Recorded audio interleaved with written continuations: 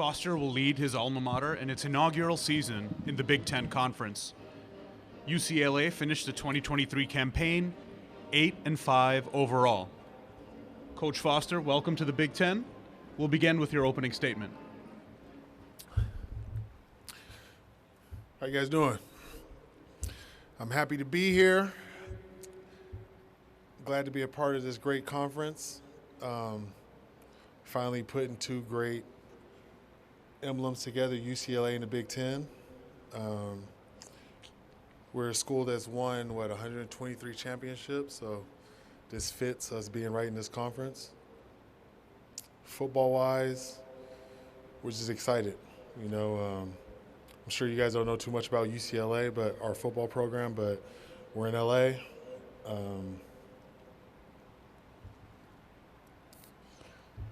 It's us and USC.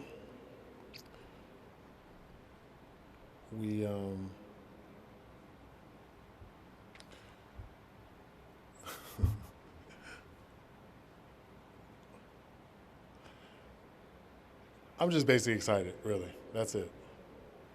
Any questions? In the second row, Coach, on your right side. Got him.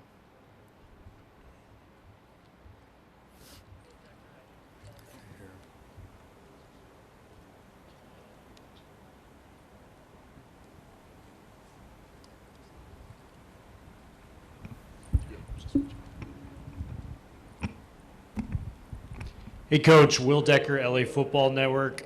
You were one of the premier running backs coaches within all of college football before taking the head job. I was wondering if you could talk about your two running backs within the room, returning TJ Harden and Keegan Jones, and talk about the new transfer portal running back you guys acquired, Jalen Berger, from Michigan State just a day ago. I'm really excited about my running back room. We have TJ Harden, Keegan Jones coming back. TJ's a bigger power back going into his junior year. Played a lot as a freshman. Really came out of his shell last season.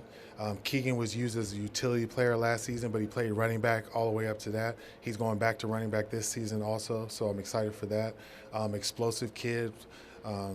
Is when he gets the ball in his hand, you can really see a difference in his speed and just how he plays the game. And then we're just excited to add depth with another player that's been in the Big Ten. He's been at two other schools, so we're just excited to have Jalen in our program and get him up to speed once he gets in the training camp. Coach Brian Gillis, SB Nation. How important was it for you to get a guy like Eric Bieniemy on staff your first year? That was huge. Being a first-year head coach, I needed to make sure I had somebody that I didn't have to micromanage. And, having Eric Bieniemy, that was perfect for me because, he's an established offensive coordinator. And, just the type of experiences and all of the knowledge that he has, I can lean on him and really use that. On your right side, Coach.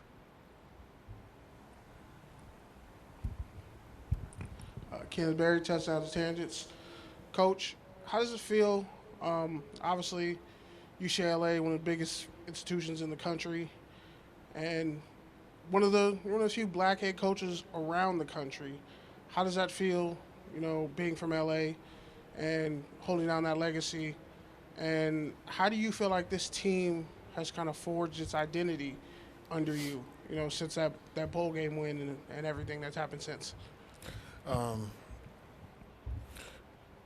The players they've responded to me pretty well. I didn't have too many guys hit the portal. I think I had 3. They're taking on the challenges. They're doing what you would want players to do, with a first-time head coach. And then just me being a black head coach in LA, I'm just excited, especially just being at my alma mater, as a coach. And, you really don't know if those things are possible or obtainable, just being a player. So, I'm just glad that, I'm blessed to be in this position, and I'm excited. Coach Adam Rittenberg with ESPN. How much are you guys devoting to preparing for the travel schedule? Hawaii, a couple of East Coast trips. You got LSU. I don't know if there's a schedule you had in the NFL that was like that, or have you seen something like that at the college level? Yeah, the NFL you travel, so it's the same thing. But The first two that you said, LSU and Hawaii, we won't be in school for those two games, so those aren't too bad with the travel. But Penn State and Rutgers will be during the school year. But, you know, it's part of the game. If you want to play big-time ball, you're going to have to travel. You're going to have to go to new stadiums and hostile environments. So I think we're looking forward to that. On your right side, Coach. Coach Bill Bender, Sporting News. You, as a player at UCLA, you did play against Wisconsin, Michigan, Ohio State. I mean, what are some of your memories from those games, and do you use them, even though it's been a long time, with your players now? Yeah, I try to just give them examples of certain situations. You know, they don't really want to hear about my playing days too much, so I don't get into that often. But, yeah, we did. You know, I beat Michigan, Ohio State, played Wisconsin. So we've played a lot of Big Ten teams back then. On your back left. Hey, Deshaun, how are you? Tyler Donahue from 24/7 Sports. Your first Big Ten road matchup is in Happy Valley at Beaver Stadium. It's a team that UCLA hasn't played since 1968, so it feels like it kind of typifies the freshness of what this might represent in 2024. Looking ahead to that a little bit, I know coaches don't want to look ahead, but going to a venue that's going to hold 105, 107,000 people, a place that UCLA hasn't ventured to and with any frequency, how much does that kind of get you excited when you think about this new era of UCLA football? That's why we're excited for the Big Ten. You know, you're just getting opportunities to play in a lot of stadiums that you usually wouldn't get an opportunity to. So I know our players are excited to do that, but once we get in that week, that's when we'll really lock in. But until then, we're just excited to be in the Big Ten. Okay. On your back right, Coach. Coach Foster, Kyle Golick, Mike Farrell, Sports. You took over a UCLA program that had Chip Kelly leave, Danton Lynn went crosstown. You had the transfer portal that can be unforgiving at times. What have you done to sell the UCLA program for the vision that you want it to be? I really just opened it up. You know, I wanted people just to see what UCLA has to offer. You know, I'm not really a car salesman, so it was more of just come out here and see what we're about, see if you can feel the energy and see if you want to be a part of that. And, you know, it's been going well so far. Go Bruins. On your left side, Coach. Coach Yogi Roth, Big Ten Network. I'm curious, like philosophy as a head coach, what is it? You can enlighten us a little bit on the ideology of your program with you now leading it. So 3 things that you will see with my football team is discipline, respect, and enthusiasm. Those are my pillars. And no matter what, you should be able to see that. Win, lose, or draw. You see my guys in the classroom, you should see that. You see them in the dorms, you should see that. Anywhere, you should be able to see discipline, respect, and enthusiasm out of my football players. And, you know, I think if we do that and able to present that every game, you know, the outcome will come out in our favor.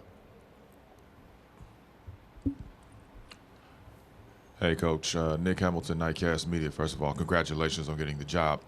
How important was it for you to instill a culture?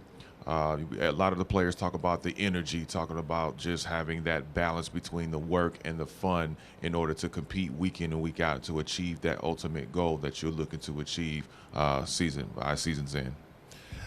I just wanted to play football at a certain level and a certain type. You know, I play football with a high energy, so I wanted my guys to do the same thing. And I felt that in some situations we just didn't bring that energy.